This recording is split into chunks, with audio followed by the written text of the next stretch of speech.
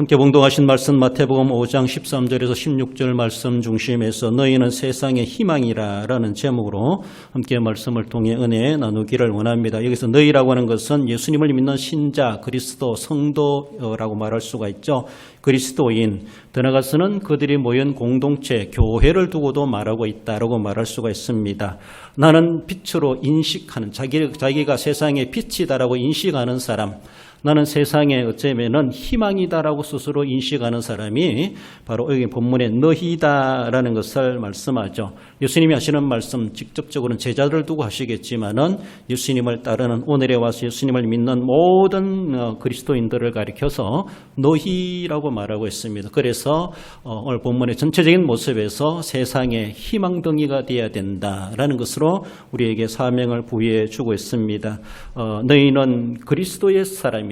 그리스도의 사람은 예수님이 세상에 빛으로 오신 것처럼 또 소금인 것처럼 우리 인생의 희망이신 것처럼 우리가 주님 따라 우리도 이 세상에 주님의 빛을 받아 주님의 희망을 받아 우리도 세상 사람들에게 반사하는 그런 역할들을 감당해 갈 때 우리도 나도 지극히 세상에 희망이 될 수 있고 희망이 되어야 된다는 것을 우리에게 사명적으로 말씀합니다.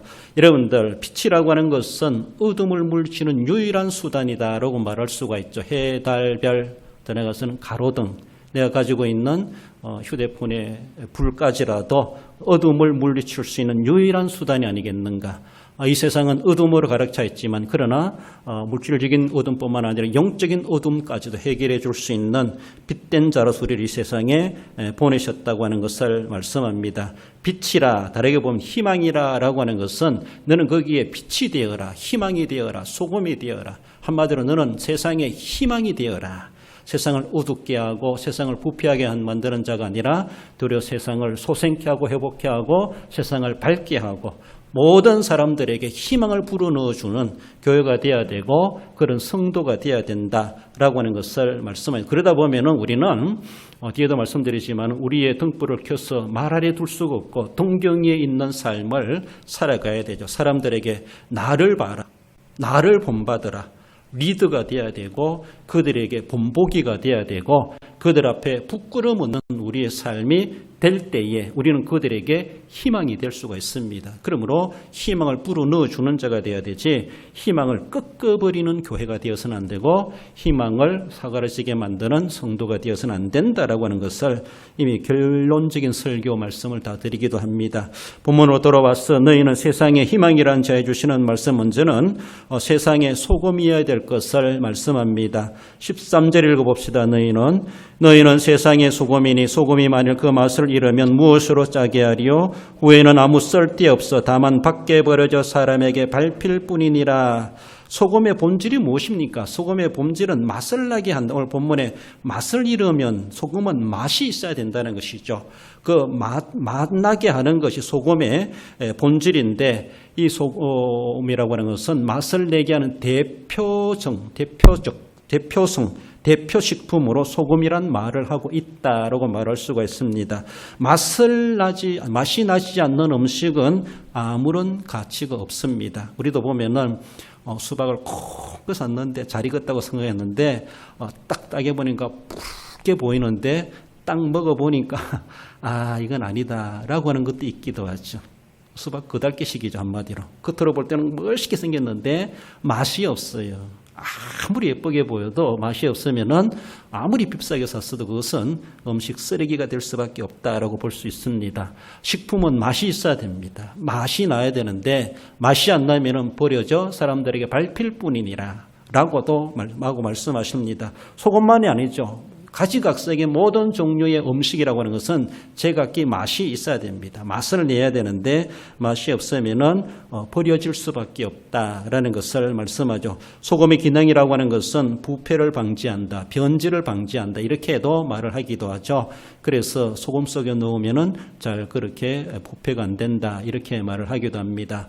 국가적인 어떤 기밀 문서라든가 또 어떤 중요한 그런 기구들은 바다 속에다 넣는다 그러죠. 그럼 거기서 별로 잘 소금물 때문에 잘 안 썩는다는 거예요. 보존이 오래된다 이렇게 말을 하기도 합니다. 아무튼 부패를 방지하고 변질을 방지한다 하는 기능이 소금에게 있는데 우리를 가리켜 너희는 세상의 소금이라.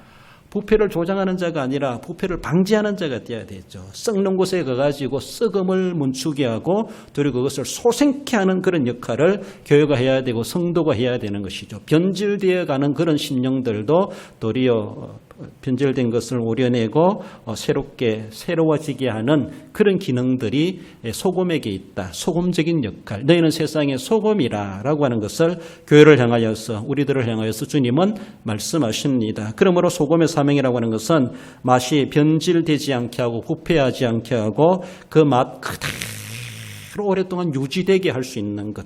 이러면 소금이 제 역할을 다 하고 있다 이렇게 말을 할 수가 있죠. 그러므로 이 땅에 교회가 있는데 이 땅에 예수님을 믿는 사람들이 있는데 우리 가정에 예수님을 믿는 사람이 있는데 우리 주변에 예배당이 있는데 라고 하면서도 사회가 변화되지 못하고 어쩌면 계속 걱정될 일들만 일어난다면 또 한편에서는 교회가 제 기능을 발휘하고 있는가 제 사명을 하고 있는가 우리는 그렇게도 거꾸로 말해볼 수가 있습니다. 그러므로 교회는 세상의 사회의 교인들은 희망이 되어야 되고 그들에게 정말로 할 수 있는 긍정심을 불어넣어 줄 수 있는 그런 우리 교회들이 돼야 되는데 세상은 계속해서 변질되려고 하는 이런 부패한 본능이 있습니다.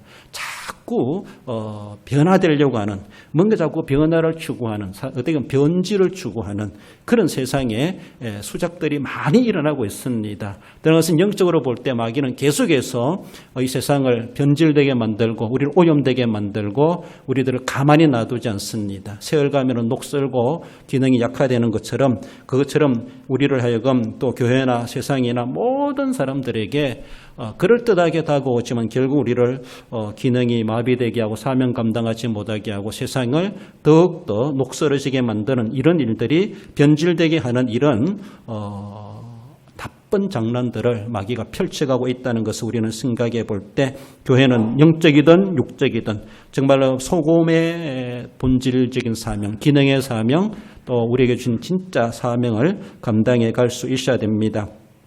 세상이 교회를 두고서 이런저런 말들을 하기도 합니다. 더욱이 코로나가 시작되면서부터 교회란 이름이 이미 타이틀로 올라오기도 하고 교회가 코로나 확산지 것처럼 본산지인 것처럼 우리가 원조인 것처럼 막 그렇게 교회를 전체적으로 매도하고 교회가 하면 안 된다는 것이죠. 교회가 그렇게 큰 범죄 집단이고 자기들을 죽게 만드는 것인 것처럼 막 처음에는 그런 오해를 받기도 하고 또 사람들이 많이 모이는 그런 곳이다 보니까 우리가 처음으로 접해보는 코로나의 그런 선입견 가운데 오해받을 만한 일들도 없잖아 있었다라고 볼 수 있습니다. 지금에 와서는 그래도 많이 그렇지 않았다라고 하는 것에 대해 회복이 되고 있지 아니한가 도리어 거기에 대한 법을 우리가 더 철저하게 지키고 있는 것이 교회라고 하는 것이 아닌가라고도 볼 수가 있습니다. 아무튼 그들이 잘 알고 그러든 모르고 그러든 사실이 그러하든 사실이 그러하지 않든 교회는 사람들에게 자꾸만이 오해를 받을 수가 있고 비방을 받을 수가 있는 곳이 바로 교회입니다. 그렇습니다. 세상에서도 이런 유명한 사람들 말 한마디에 대해서 이런 뉴스 저런 뉴스 이런 비평 저런 비평 말들이 얼마나 많이 나온지 모릅니다. 저같이 이름 없는 사람이 무슨 소리 해도 별로 뉴스 나오지도 않고 관심도 안 가집니다. 알려지지 않는 사람이기 때문에 그렇지 않습니까? 그러나 공개된 사람들, 공인들에 대해서 특히 교회라고 하는 것은 온 세상 사람들이 추시해 보고 있어요. 교회가 그러면 되느냐? 저들은 그렇게 해도 우린 그렇게 하면 안 된다는 거예요. 이런 모습에서 우리가 저들같이 똑같이 해도 교회는 그러면 안 된다는 거예요. 그러니까 그들은 교회를 그렇게 특수한 집단으로 봐주고 있습니다. 그렇기 때문에 저들같이 똑같이 해도 교회는 그러면 안 된다는 거죠. 그러면서 교회를 향하여 손가락질하고 오해를 하고 비방을 하고 온갖 여러 가지 책임 소재를 교회에다가 돌려버리는 이런 일들이 일어나기도 합니다. 그러하다 할지라도 그 소리를 우리가 수없이 듣는다 할지라도 여전히 교회는 이 세상을 향하여 희망을 불어넣어주는 희망단체가 되어야 되고 희망덩이가 되어야 된다는 것이죠. 다르게 보면은 소재로 보면은 소금이 되어야 된다는 것이죠. 그들이 뭐라 한다 할지라도 우리는 세상의 소금이다. 욕 먹어가면서라도 손가락질을 받아가면서도 비방을 들어가면서라도 나는 소금이다. 그래요. 그래서 저들도 소금을 쓰면 맛이 낼 수 없기 때문에 결국은 교회를 인정하게 되어져 있고 교회를 찾게 되어져 있고 예수님 안 믿어도 교회는 있어야 된다 뭐 이렇게도 말할 수가 있습니다. 아무튼 하나님께서 이 땅에 교회를 예수 그리스도의 십자가와 부활로 세워주셨고 그 교회를 가리켜서 너희는 세상에 소금이 되어라. 소금의 사명을 우리에게 주셨고 소명의 본질적인 맛을 내도록 우리에게 허락하셨습니다. 어떤 가운데서도 우리는 교회는 여전히 세상의 소금 역할을 감당해내야 된다는 것입니다. 그러므로 교회라고 하는 것은 뭔가 맛을 지니고 있어야 됩니다. 소금은 맛이 있어야 된다 그러죠. 맛을 이르면 무엇으로 짜게 하리요? 한마디 쉽게 짠맛을 이야기하고 있는데 짜든 신맛이든 단맛이든 아무튼 맛을 지니고 있어야 되는데 교회는 맛을 지니고 있어야 됩니다. 교회가 어떤 맛을 지니고 있어야 됩니까? 우리가 이론적으로 이야기해 본다면 진리의 맛을 지고 있어야 돼요. 교회 가면은 진리가 있다. 교회 가면은 정의가 있다. 교회 가면은 그들은 정말로 섬길 줄 아는 사람이다. 희생할 줄 아는 사람이다. 교회는 섬김이 있다. 어떤 단체보다가도 교회는 선교하고 봉사하고 구제하고 이런 것들을 아주 귀중하게 여기는 곳이다. 그것을 아주 귀중하게 가치 있게 가르치는 곳이다. 이런 맛을 보여준. 세상 사람들에게는 이기적이고 인색하고 또 남을 생각 잘 안 해주고 있지만은 교회는 그렇지 않다. 교회가 나타낼 수 있는 특이한 맛, 특수한 맛. 그 맛 때문에서라도 세상에서 찾아볼 수 있는 그 맛은 교회가 보유하고 있고 가지고 있을 때 그 사람들은 예수님 안 믿어도 교회를 친근하게 일 수밖에 없습니다. 왜? 그 맛이 그립기 때문에. 그 맛이 그립기 때문에. 그렇습니다. 나아가서는 진짜 맛이라고 하는 예수 그리스도의 맛이죠. 교회가 소금의 기능을 발휘할 수 있는 가장 본질적인 그 맛이라고 하는 것은 예수님 때문에 그렇습니다. 예수님 때문에. 예수 그리스도의 맛을 저희들에게 풍겨줘야 되죠. 예수님에게는 모든 5감, 6감, 7감, 8감 모든 맛을 맛보게 하실 수 있는 모든 색깔을 다 가지고 계십니다. 그 사람에게 질고가 있습니까? 하나님 그에게 치유해 줄 수 있는 맛을 줄 수 있습니다. 무엇을 요구하든지 어떤 맛을 요구하든지 맛을 낼 수 있는 정말로 만 가지의 맛을 우리 하나님은 예수님은 다 품고 계시고 그 맛을 필요로 하는 자에게 약방의 감초라고 그것을 탁 넣었을 때 자기가 원하는 그 맛을 못 볼 수가 있다라고 하는 것처럼 바로 우리가 가지고 있는 것은 예수 그리스도, 예수 그리스도의 진리, 예수 그리스도의 구속, 예수 그리스도의 보혈, 예수 그리스도께서 외치시는 그 자유와 정의를 우리는 가지고 있는가 있을 때 그것이 바로 교회가 가지고 해야 될 특수한 맛이라고 볼 수 있습니다. 세상에서는 줄 수 없는, 세상에서 맛볼 수 있는 그 맛을 우리는 정말로 교회는 참 진리의 공동체다. 정의의 공동체다. 불의는 보고 참지 못하는 곳이다. 그곳에 가면은 남을 위해 줄 줄 안다. 그런 곳이다. 사랑이 있고 섬김이 있고 은혜가 있는 곳이다. 이런 맛이 우리에게 있어야 되죠. 교회 아니겠습니까? 내가 세상의 삶의 현장에서 한 사람의 하나의 소금이 되어가지고 예수 믿는 사람, 저 사람 가까이 하면은 그 맛을 볼 수 있다. 우리는 그런 소리를 들을 수 있어야 됩니다. 마태복음 5장 46절에 보면 너희가 너희를 사랑하는 자를 사랑하면 무슨 상이 있으리요? 세리도 이같이 아니하느냐? 남들 똑같이 하지 말라는 것입니다. 그러므로 남들보다 뭔가 또 거룩한 색다른 맛을 우리는 낼 줄 알아야 되고 그것을 지켜갈 수 있는 교회. 그래서 너희는 세상의 소금이다라고 하는 것을 말씀합니다. 따라서 봅니다. 세상에 뭐라 한다 할지라도 교회는 여전히 세상의 희망입니다. 할렐루야. 그렇습니다. 다른 말 하지 말고 나는 세상의 희망이다. 스스로가 자부심을 가지고 세상 사람들에게 희망을 불어넣어 줄 수 있는 그들이 무슨 맛을 원하는가 그 맛을 공급해 줄 수 있는 그런 막창과도 같은 저수지와도 같은 그런 역할들을 우리는 감당해 가십시다. 나아가서 두 번째로는 너희는 세상의 희망이라고 하는 것은 세상의 빛이 되어야 될 것을 말씀합니다. 너희는 세상의 빛이라 14절에 산 위에 있는 동네가 숨겨지지 못할 것이요. 빛을 물리치는 유일한 수단은 어둠을 물리치는 유일한 수단은 바로 빛이라고 우리가 알고 있습니다. 세상에는 어둠으로 가득 찬 세상이다. 이렇게도 말합니다. 영적으로도 그러하지만은 어쩌면은 세상적인 우리의 도덕 윤리 우리의 삶 속에서도 보면은 색깔로 말해보면 밝게 어둠 두 가지로 생각해 볼 때 밝은 세상이라기보다 어둠에 그늘이 진 그런 세상의 모습들이 참 많이 있다는 것이죠. 우리 젊은이들에게 통하는 것들이 착하게 살면 손해본다. 법을 지키며 사는 사람은 바보 취급받는다. 이런 것들이 팽배하게 사람들에게 인식에 사로잡히고 있다는 것이죠. 그러니까 때로는 요령 부릴 줄도 알고 눈가림도 할 줄 알아야 되고 남을 속일 줄도 아는 것이 세상의 처세술이다. 이런 것들을 터득해 가고 있다는 것이죠. 참 안타까워요 보면은. 그러니까 어쩌면 선이 기준이 되는 것이 아니라 악이들이 선의 자리에 돌아와가지고 그것을 추구하고 그렇게 해야만이 세상은 살아남을 수가 있다. 이게 뭡니까? 이게 밝은 세상입니까? 어두운 세상에는 그런 것들이 판치고 그런 것들이 통하고 있습니다. 뇌물이 통하고 아부가 통하고 정의와 진실이 도리어 손해보는 이런 세상이 무슨 빛의 세상입니까? 어두움의 세상이죠. 그런 일들은 밀거리 하는 겁니다. 그런 것들은 뒷골목에서 하는 일들입니다. 그런 일들은 불 꺼놓고 하는 행동들입니다. 이게 세상에 그만큼 어둡다는 거예요.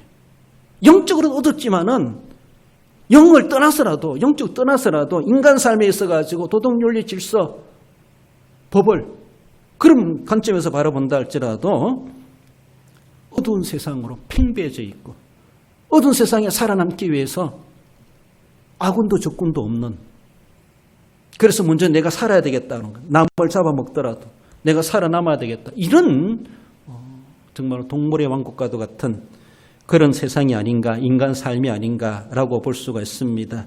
이런 가운데서 우리 주님께서는 너희는 세상의 빛이 되어라. 그 어두움을 몰아내는 유일한 수단이 빛이라고 말하는 것처럼 우리는 그런 가운데 빛의 사명을 교회가 위임받았고 성도가 위임받았고 우리는 삶 속에서 그렇게 사명을 감당해 가야 합니다.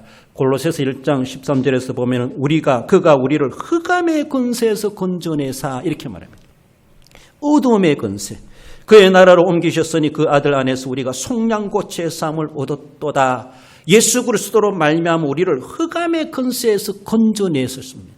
흑암의 권세에 놓인 모든 인생들이라고 하는 것을 말씀하고 있습니다. 성경적으로 이미 그렇게 말해주고 있고 우리 실제적인 삶의 현장에서 이미 그것이 어두움이 통하지 않습니까? 밝은 것보다가도 빛보다가도 어두움이 더 판치는 그런 세상에 살아가고 있습니다. 그것을 어둠을 물리칠 수 있는 것은 그의 아들 안에서 속량함을 받았느니라. 예수 그리스도의 보혈의 능력 예수님을 믿는 그리스도인들이 그들에게 들어가 가지고 흑암을 물리쳐내는 어둠의 권세에 그들을 건져내주는 이런 빛의 책임과 사명이 우리에게 주어져 있다고 하는 것을 말씀합니다. 사도 바울이 자기가 다메섹 동에서 부활하신 예수님을 만나서 자기가 사도가 된 것인 소명에 대해서 그 소명 부르심에 받은 사명 중에 하나를 그가 이렇게 여러 공의원들 앞에서 해명하면서 주시는 말씀이 사도행전 26장 이하에 나오는 말씀입니다. 읽어봅시다.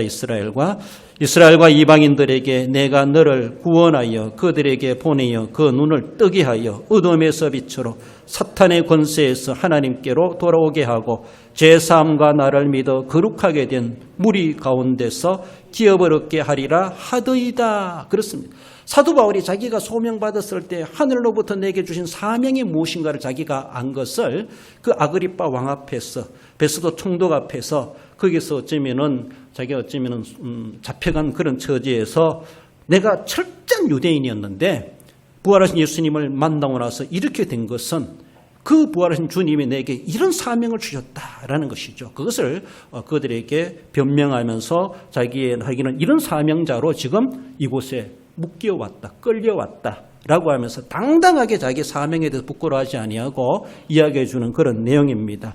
이스라엘과 이방인들에게 내가 너를 구원하여 그들에게 보냈다. 주님 보냈다고 그 자기는 보내심을 받은 자입니다. 그 눈을 뜨게 하여 그 백성들을 눈을 뜨게 한다는 것이죠. 눈을 떠야 됩니다. 어두움에서 빛으로 인도해 내기 위해서 내가 너를 그들에게도 보낸다 이 말입니다. 사탄의 권세에서 하나님께로 돌아오게 하기 위해서 그들에게 내가 너를 보낸다. 밝은 곳으로 보내는 것이 아니라 어두운 곳으로 너는 하나의 빛이 되어서 가거라. 그들 어둠에 필요하고 있는 그들을 거기에 가서 눈뜨게 만들어라. 그들을 눈 뜨도록 만들어라. 그들을 어둠에서 빛으로 인도해라. 이끌어내라. 빛이 되어라. 빛의 사명을 바울은 받았다라고 그렇게 말하고 있습니다. 제3가 나를 믿어 거룩하게 된 무리 가운데 기업을 얻게 하려 하심이라.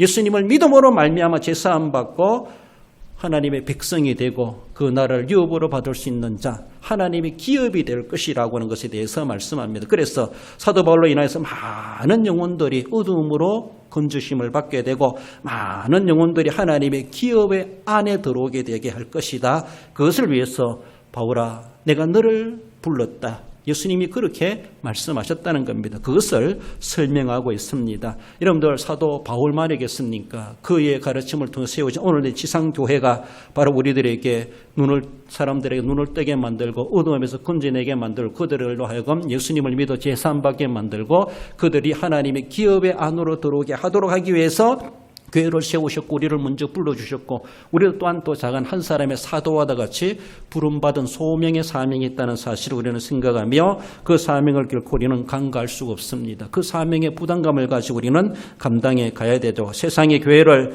뭘 안다 할지라도 정말로 1세기 시대처럼 교회가 많이 핍박을 당하지 않습니까? 사도 바울도 꽁꽁 묶여가지고 이런 소리하고 있다라고 말할 수가 있고 사도들도 목배임을 당하고 순교의 제물이 되고 교회가 핍박당하고 여러 가지 모습으로 유대인들에게는 이단 취급받으면서 그렇게 신흥 종교로서 그렇게 멸시천대받고 제대로 모이지도 못하고 흩어지는 이러한 유리하는 그리스도인들 그 시대에 많은 박해를 받았습니다. 그러함에도 불구하고 예수님은 너희들은 세상에 나가서 빛이 되어라 라고 말하고 있습니다. 그들이 어둠으로 다가오니까 너도 어둠으로 맞서라 이렇게 말하지 않습니다. 그들이 어둠으로 다가오지만 너는 빛으로 맞서라 이렇게 말씀하십니다. 그들이 악하게 다가오지만 너는 빛으로 맞서라, 선으로 맞서라. 그래서 선으로 악을 이기라 이렇게 말씀하지 않습니까? 그러므로 세상에 나가서 빛의 역할을 감당한다고 하는 것, 어둠을 물리치기 위해서 불을 밝혀야 된다고 하는 것에 대해서 불 꺼지지 말고 교회는 그 빛을 우리는 분명하게 간직해 가야 한다는 것을 말씀합니다. 아무리 세상의 교회를 무슨 소리하고 비방을 하고 또 박해를 하고 한다 할지라도 여전히 박해를 받아가면서도 교회는 세상에 빛이 되어야 한다는 것이죠. 결국은 어둠에 있는 백성들은 빛을 추구하게 되어 있어요. 여러분들 날벌레도 불빛을 찾아옵니다. 날벌레도 하루살이도 빛을 찾아오는데 고등한 동물 인간들은 그 빛을 알지도 못하고 어두움에서 그것이 다인 줄 알고 표류하며 살아가는 인생들이 얼마나 많은지 우리는 영안으로 그것을 보고 있지 않습니까? 그들을 바라볼 때 하루살이 맛도 못한 인생을 사는구나 라고 볼 수 있습니다.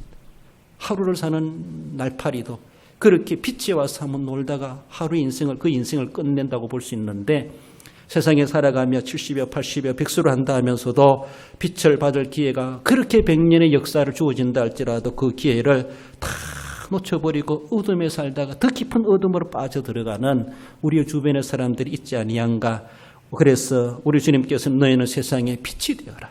그들의 발걸음을 멈추게 하고 돌아서게 하라. 어둠에서 빛으로 사탄의 권세에서 하나님께로 돌아오게 해라. 이것을 위해서 바울을 부르셨고 교회를 세우셨고 저와 여러분들을 우리에게 맡기셨습니다. 그렇게 핍박하기 때문에 나는 안 됩니다. 안 하겠습니다. 저 사람이 나를 싫어하고 전도하러 오는 것을 거절하기 때문에 저 사람은 우리는 제외시켜 놓겠습니다. 아니라는 것이죠. 전도자에 가는 길은 순탄하고 순풍에도 딴 듯이 그런 것이 결코 아니라는 것이죠. 모든 것이 형통하고 모든 것이 환경이 다 조성된 그런 길이 아니라는 것이죠. 우리의 가는 길은 예상치 못한 길이고 박해와 핍박의 길이고 어쩌면 순교의 길이 될 수도 있다라는 것을 말씀합니다. 그럼에도 불구하고 여건 환경 처지가 없다. 너는 무조건 세상에 빛이 되어라. 이런 말씀이다라는 것입니다. 그러므로 어떤 가운데서도 우리는 교회가 세상에 희망이 되어 빛을 보여주는 그러므로 교회는 그들에게 빛으로 나올 수 있는 길을 우리는 보유하고 있어야 됩니다. 그 길이 무엇입니까? 정말 코로나의 극복의 길이 무엇인가? 그들의 문제에 대해서 치유받을 길이 무엇인가? 그들에게 갖고 있는 그런 문제를 회복할 수 있는 길이 무엇인가? 그 길에 대해서 우리는 그들에게 깨우쳐주고 알려주고 죽음의 자리에 있는 그들에게 생명의 길이 무엇인가? 그 길을 우리는 알고 있어야 되고 그 길을 그들에게 가르쳐 줘야 되고 그 길을 가는 우리의 모습을 보여줘야 되죠. 길이요 진리요 생명은 바로 예수 그리스도라고 말씀하고 있습니다. 바로 예수님만 들어가면은 그가 필요한 길이 무엇인가? 코로나 해결의 비법이 무엇인가? 예수님께 있다는 것이죠. 오늘 내 마음의 고통과 스트레스와 갖고 있는 질병의 문제의 치유와 회복의 처방이 무엇인가? 그건 주님이 알고 계시다는 것이죠. 주님께 오면 모든 어떤 병, 어떤 문제, 어떤 사건, 우리가 상상하지 못한 신종이랄지라도 주님께는 신종이 없습니다. 주님께는 낯선 것이 없습니다. 주님을 깜짝 놀라고 충격받게 할 일은 아무것도 없습니다. 우리는 새로운 것 같고 충격받을 수 있고 어찌할 수 없는 것처럼 절벽같이 보이지만은 주님께는 아무것도 아니라고 볼 수 있습니다. 그런 주님이 바로 이곳에 계시고 우리 마음속에 계시고 우리를 통해서 그것을 역사하고 계시고 그의 이름으로 나가서 너는 세상에 빛이 되어라 라고 하는 것을 우리에게 맡겨 주셨다는 것을 생각해 보십시다. 따라서 합시다. 어떤 박해에도 교회는 세상에 빛이 되어야 됩니다. 할렐루야. 그렇습니다. 마태복음 5장 11절 이하 읽어봅시다. 나로 말미암아 너희를 욕하고 박해하고 거짓으로 너희를 거슬러 모든 악한 말을 할 때에는 너희에게 복이 있나니 기뻐하고 즐거워하라. 하늘에서 너희의 상이 큼이라. 너희 전에 있던 선지자들도 이같이 박해하였느니라. 그렇다 할지라도 너는 여전히 세상에 빛이 되어라. 세상에 희망덩이가 되어라. 라고 하는 것을 말씀합니다. 마지막으로는 너희는 세상의 희망이라고 하는 것은 진정한 희망이 되어야 될 것을 말씀합니다. 15절에 사람이 등불을 켜서 마루에 두지 아니하고 동경 위에 두나니 이러므로 집안 모든 사람에게 비치느니라. 이것은 정말로 여전히 세상에 희망이어야 하는 것을 알고 있으면서도 알고 있는 것만이 아니라 실제적인 행함 있는 삶으로서 희망이 되어야 될 것을 말씀합니다. 내 속에 예수님이 계신 것을 남들에게 보여주지 못하고 나타내지 못하면은 어떻게 하겠습니까? 그렇지 않습니까? 내 통장에 돈이 아무리 많아도 안 쓰면은 가난뱅이나 똑같습니다. 통장에 땡전 하나 없어도 펑펑 쓰고 다니는 사람이 부자라고 말할 수 있습니다. 어떤 사람은 다 한 것을 놔두고도 가난뱅이로 죽는 부자도 있다 이렇게 말하죠. 얼마나 불쌍한지 몰라요. 얼마나 불쌍한지. 내 속에 예수님이 있고 구원이 있고 진리가 있고 천국이 있다고 하지만은 그것을 남들에게 보여주지 못하고 나타내지 못하고 써먹지 못하면은 물론 그래 믿어도 구원받겠죠. 믿음은 마음으로 믿는 것이기 때문에 구원받겠지만은 하나님 나라 가면은 불 가운데서 구원받은 자처럼 숫덩이처럼 그렇게 구원받지 않겠는가? 부끄러운 구원, 아무것도 한 것 없이 주님 앞에 빈손으로 서는 것 아니겠는가? 그 은혜로 구원받는 것이지만은 그 은혜가 정말로 귀하고 감사하다면 우리는 정말로 적어나마 보답해야지. 늘 이런 영적 부담감을 가지고 주님이 기뻐하신 일을 도모해 가야 되는데 하나도 하지도 않고 한 달러도 받은 종처럼 그저 빈손으로 구원받는 그런 우리 모양새가 되지 않도록 해 가야 되는데 그것을 말씀하는 것은 너는 등불이다. 너는 빛인데 그 빛을 말 아래 두는 삶을 살지 말고 등경 위에 두는 삶을 살아라. 모든 사람들에게 비추도록 위해서 내가 너를 빛이라 말했다. 너를 소금이라 말했다. 너를 세상의 희망이라 말했다. 그럼 그렇게 해라. 가지고는 있지 말고 말 아래 두지 말고 등경 위의 삶을 살아가거라. 실제적인 희망이 되라고 하는 것을 말씀하시죠. 그렇습니다. 어떤 글에 보면은 교회는 여전히 세상의 희망입니다. 이런 문구가 있어요. 아주 평범한 말 같지만 코로나 때도 교회는 여전히 세상의 희망입니다. 사람들이 교회 무슨 소리 해도 그래도 교회는 여전히 세상의 희망입니다. 할렐루야. 그렇습니다. 남들이 무슨 소리 비방해도 교회 다니는 사람 어떠니 저떠니 해도 그래도 교회만한 세상이 없다는 것이죠. 그래도 교회 따라갈 만한 희망될 곳이 없다는 겁니다. 아무리 그래도. 이거는 절대성입니다. 하나님이 이미 그렇게 정해 주셨습니다. 교회는. 지상의 교회는. 하나님이 실제적인 희망덩이로 교회를 그렇게 우리에게 주셨습니다. 이 세상에 교회가 없으면 어떤 구원받을 길이 있겠습니까? 어떤 빛으로 나아갈 수 있는 길을 어떻게 찾겠습니까? 구원의 길을 어떻게 찾겠습니까? 천국 가는 길을 어떻게 찾겠습니까? 우리 하나님께서 교회를 세워주지 않으셨다면 누가 뭐래도 어떤 종교 저 종교 이 종교 다 있고 어떤 유명하고 경건하고 어떤 위대한 사람이 있다 할지라도 그런 것들이 아니라 흠모할 만한 것이 없고 사람들의 손가락질 받는 것처럼 그래도 인생들에게 주어진 유일한 희망은 교회밖에 없다. 성경 그것을 우리에게 말씀하고 있다고 하는 것을 생각해 볼 때 내가 의인 10명이 되어야 되고 내가 그들을 살려내는 자의 역할을 감당해내는 교회가 희망이 되어야 되는. 그래 여전히 희망이다. 여전히 누가 뭐래도. 일본의 올림픽이 이제 개회돼 가지고 어려운 가운데서도 참 힘들게 올림픽이 진행되고 있는데 막 국제적인 세계적인 그런 잔치가 돼야 되는데 그러지 못하는 것이 어쩔 수 없는 환경이다라고 볼 수 있는데 만약에 예를 든다라면 그래요. 마라톤 하는 사람이 1등과 2등 차이가 한 속된 말로 1km 난다 생각해 보세요. 꼬린 지점이 눈앞에 있는데 그러면요 1등은 가다가 놀다가도 1등입니다. 그렇잖아요. 아직도 2등이 저 1km 뒤에 오니까 그렇잖아요. 누가 말이야 저는 뭐 뛰지도 않네 놀고 있네 앉아있네 누가 뭐래도 자기 1등이 될 수가 있어. 한 걸음만 가면 꼬린입니다. 그렇잖아요. 그것처럼 사람들이 교회를 무슨 소리 해도 물론 무슨 소리 할 만한 그런 비방거리들도 있기도 합니다. 덕이 되지 못하는 모습들이 있기도 합니다. 이 세상에 교회는 없어야 돼요. 막 이렇게까지도 주장하는 나쁜 놈들이 있어요. 알지도 못하는 무식이 충만한 사람들이.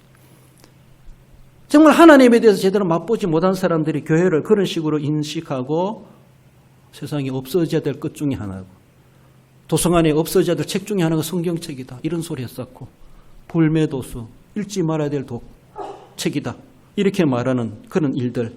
온갖 교회를 향하여 장난을 치고 부정적인 일들, 안티 세력들, 반대 세력들 그런 들이 있다 해도 할지라도 교회를 향하여 손가락질하고 교회를 향하여 원망을 한다 할지라도 아무리 그래도 교회만한 희망 줄 곳이 없다는 것이죠. 이것이 세상입니다. 누가 우리에게 희망을 주겠습니까? 임진왜란 때는 이순신이가 희망을 줬습니까? 우리가 그를 모를 때는 세종대왕이 우리에게 희망을 줬습니까? 일시적입니다. 한 시대뿐입니다. 예수님이 우리에게 희망을 주시는 것은 영원합니다. 할렐루야? 그렇습니다. 문맹, 국방, 교육, 인격, 우리의 양심, 우리의 영적인 문제, 세종대왕도 어떻게 할 수 없고 이순신도 어떻게 할 수 없고 현지 대통령도 어떻게 할 수 없고 초강대국 어느 나라의 대통령도 어떻게 할 수 없는 것, 어떤 제왕도 할 수 없는 것들, 그것을 예수님은 하실 수 있습니다. 그 예수님이 주인이신 이 교회가 희망이 되지 못한다면 어디 가서 인생들이 희망을 걸고 살겠습니까? 라는 것이. 아무리 손가락질해도 그래도 교회만한 곳은 없다. 아무리 비방을 해도 우리의 자부심은 그래도 교회만한 곳이 없다. 깎이고 감점을 당해도 그 메달은 이 사람에게 줄 수밖에 없다. 왜? 기록이 그래 나오니까. 어쩔 수 없어요. 서포트면 10이 어떻고 뭐 반칙이 많고 그래서 감점해도 2등이 그만큼 못 따라와. 그래. 누가 2등 하겠습니까? 세상에 어느 누구를 할지라도 아무리 몸부치고 발버둥 쳐도 구원으로 꼬린시킬 방법과 수단, 길은 아무것도 없습니다. 오직 인간들을 이 세상을 구원하시고 우리를 영생으로 인도해 주시는 분은 예수 그리스도. 그의 분신과도 같은 이 교회에 희망을 주셨고 교회된 가지된 저와 여러분들이 그 역할을 그 나무 끝에서 가지된 자로서 역할들을 우리는 꽃을 피우고 잎을 피우고 향기를 바라는 그런 우리의 모습이 되어야 되는 오늘 본문의 그것을 가리켜서 등경 위에 두라. 등경 위에 사는 삶이 되라 라고 하는 것을 말씀하고 있습니다. 세상의 교회를 향하여 아무리 부정적인 말들과 행동과 액션을 취한다 할지라도 우리는 그들로 인해서 마음 상할 필요도 없고 대꾸할 필요도 없고 주님이 침묵하시며 십자가 지셨다라고 하는 것처럼 우리는 묵묵히 우리 할 일을 당할 때에 그래도 세상 사람들은 나중에 가서라도 아무리 그래도 교회만한 곳은 없다. 이 소리 스스로 고백할 수 있다라고 하는 것을 우리는 자부심을 가지고 그래도 우리는 나도 헝가티가 많고 털면 먼지 수없이 나겠지만 그래도 내가 등경위에 살아가야지. 등경이 있는 삶을 한마디로 본을 보이는 삶을 살아가라는 것입니다. 제가 그것을 기도하는 내용은 생활적인 건강이다. 저는 그렇게 정의합니다. 생활 속에서 본을 보이고 향기를 바라고 덕을 세우고 그래 보세요. 그게 생활의 건강입니다. 내 육체와 내 몸은 건강하지 못해도 생활이 건강한 사람이 있어요. 생활로 사람들에게 향기를 바라고 덕을 세우고 유익을 끼치는 분들이 있습니다. 자기는 아파 죽어도 힘들어도 이게 생활의 건강입니다. 몸이 건강하고 영혼이 건강할 뿐만 아니라 생활이 건강해야 돼. 그 생활 때문에 교회가 이러니 저러니 그 소리를 듣습니다. 좋은 소리도 듣고 안 좋은 소리도 듣고. 결국 그 소리가 우리 주님의 귀까지 들려지고 있다는 것이. 우리 주님은 아무 잘못도 없는데 교회 때문에 나 때문에 우리 때문에 주님은 그런 비방까지도 듣게 하셔야 되겠는가. 우리는 정말로 생각할 때 그만한 책임감을 가질 수 있어야 됩니다. 나를 따르라 이런 말이 있어요. 팔로우 미 이런 말이죠. 팔로우 미. 그렇지. 따라서 봅시다. 나를 따르라. 사람들에게 나를 따르라 그렇게 해보세요. 나를 따르라. 제가 칼빈 신학교 나왔는데 김천역에서 기차를 타고 수원역에 내리면은 버스를 타야 됩니다. 그래서 같이 가는 여러 좀 동료 전도사님들이 있어요. 야, 나 따라와. 그래가지고 버스를 탔습니다. 무조건 그들 내가 따라오라 다 따라오더라고. 따라왔는데 그 차가 엉뚱한 종점에 가서 내리더라고요. 엉뚱한 종점에 가지고 학교 찾아가느라고 애를 먹었습니다. 잘못 따라가면 소경을 인도하는 꼴이 되는데 그러나 우리는 주님 앞에 정말 내가 동경의 삶을 살아갈 때에 감히 나를 따르라 할 사람 누가 있겠는가. 주님은 제자들을 삼으실 때 나를 쫓아라. 와 보라. 그래 책임질 수 있어요. 책임질 수 있기 때문에 따라오라고 말씀하시는 겁니다. 모든 것을 버려두고 따라갈 만큼 주님을 신뢰하게 되죠. 우리가 그런 모습이 되어야 되죠. 그만한 지도력을 발휘할 수 있어야 됩니다. 그만한 우리는 능동적인 삶, 공정적인 삶, 적극적인 삶을 살아가야 됩니다. 안 된다 하면 안 될 수 있습니다. 그러나 된다 하면 될 수 있습니다. 주님 안에서 그렇습니다. 그래서 늘 항상 우리는 영적 도전심을 가지고 영적 모험심을 가지고 영적인 창의력을 가지고 발휘해가는 그런 모습 해보자. 기도하면서 해보자. 함께 합력해서 해보자. 그러면서 내가 앞장서 볼게 라고 하면서 팔로미 날 따르라. 나와 함께 해보자. 우리가 늘 이렇게 공정심을 심어줘야 되죠. 예수님 안에서. 그렇지 않습니까? 예수님을 따라갔던 제자들 우리는 집도 버리고 다 버리고 주님을 따르는데 내게 무엇이 있습니까? 그들은 정말로 세상적인 것들을 요구했는지 모르지만은 정말로 그렇게 따라가지고 굶어 죽은 제자들 아무도 없습니다. 그래 따라다가 고난받고 핍박당했지만은 영광스러운 순교자가 되고 그들의 이름이 하나님 나라가 세워지는 그곳에 그 기둥의 이름이 새겨지고 있다 이렇게 말씀하지 않습니까? 마찬가지입니다. 우리의 이름도 그렇게 새겨지고 있다는 것을 생각할 때 과연 저 사람이 내가 나를 따르라 할 만큼 내가 본을 보이고 있는가? 나만큼만 되라. 감히 그렇게 말할 수 없지만 그렇게라도 할 수 있는 그런 모습이 되어야 되죠. 방향을 제시해 줄 수 있어야 되고 그 맛을 줄 수 있어야 되고 길을 조언해 줄 수 있어야 되고 그래서 희망이 되어줘야 된다는 것을 말씀합니다. 16절을 말씀 읽어봅시다. 이같이 너희 빛이 사람 앞에 비치게 하여 그들로 너희 착한 행실을 보고 하늘에 계신 너희 아버지께 영광을 돌리게 하라. 할렐루야. 그렇습니다. 결과적인 모습에서 나를 따라오게 되면 너도 구원받고 하나님이 너로 인해서 영광 받으실 것이다. 착한 행실 중에 하나가 믿음으로 사는, 동경의에 사는 그런 삶으로서 본문에서 우리에게 가르쳐주고 있다는 사실을 기억하며 한 번 더 따라서 봅니다. 누가 뭐래도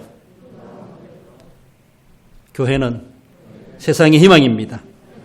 따라서 합니다. 누가 뭐래도 나는 세상의 희망입니다.